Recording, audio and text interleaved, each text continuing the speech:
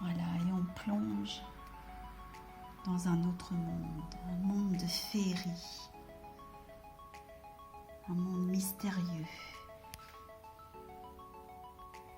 un monde inconnu que nous avons oublié, mais qui fait partie de nous.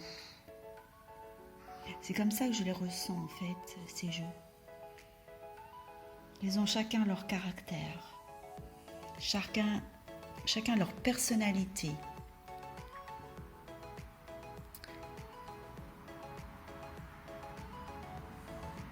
Et pourtant, ils ont tous quelque chose de nous.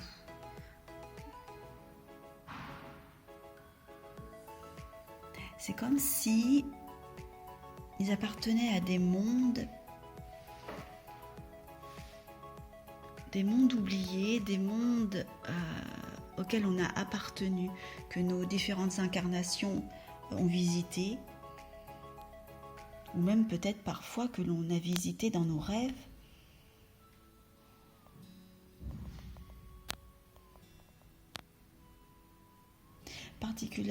Particulièrement Falenaria, en tout cas en ce qui me concerne.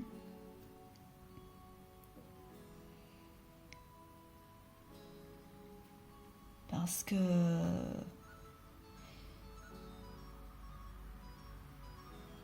j'ai eu dans les rêves, il y a de l'année dernière, je pense que ça a commencé l'année dernière, justement des personnages féminins en tout cas, qui vraiment ressemblaient de folie principalement à cette jeune femme-là. Vraiment. Et dans mon rêve, elle me parlait, pour moi, dans mon rêve, c'était une licorne, en fait. Et elle me donnait des conseils pour me connecter, en fait. Sur le moment, j'ai pas tout compris, mais bon, avec le recul, après, ça a fait plus de sens. Mais c'est pour ça que je vous dis, il y a quelque chose de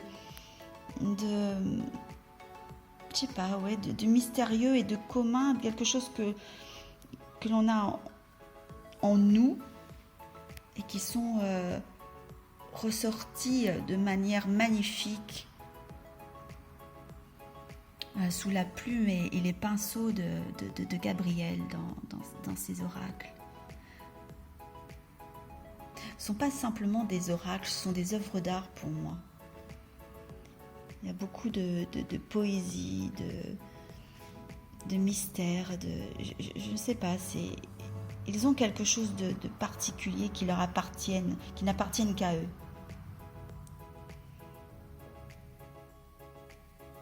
Peut-être parce que Gabriel a mis beaucoup de lui-même dedans.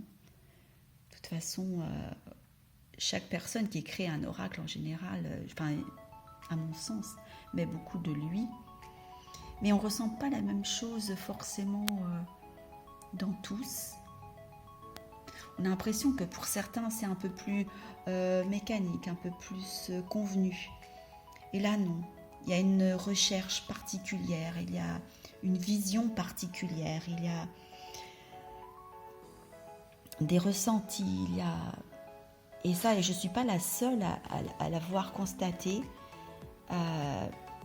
C'est face à ces jeux, quand vous avez en main, ou même ne serait-ce qu'en visuel, parce que c'est des ressentis que j'ai eus bien avant de les avoir commandés, c'est que même ne serait-ce qu'au niveau visuel, quand vous avez une carte, elle vous touche, elle vous émeut jusqu'aux larmes parfois, elle vous remue. En tout cas, ça ne vous laisse pas indifférent.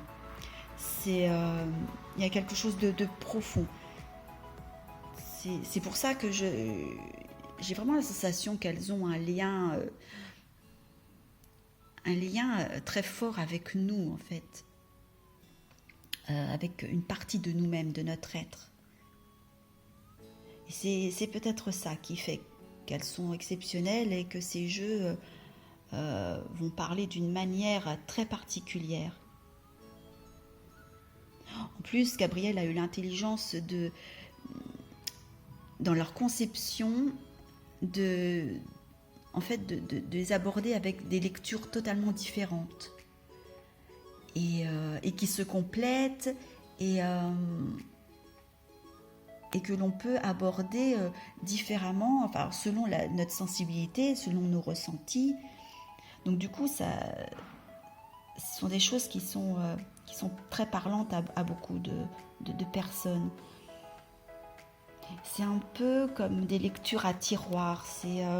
Vous ouvrez une armoire, vous découvrez de belles choses, et puis à l'intérieur de cette armoire, vous avez aussi d'autres d'autres tiroirs que vous ouvrez.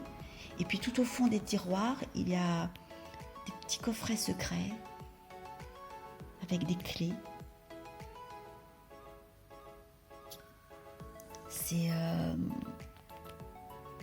c'est juste sublime.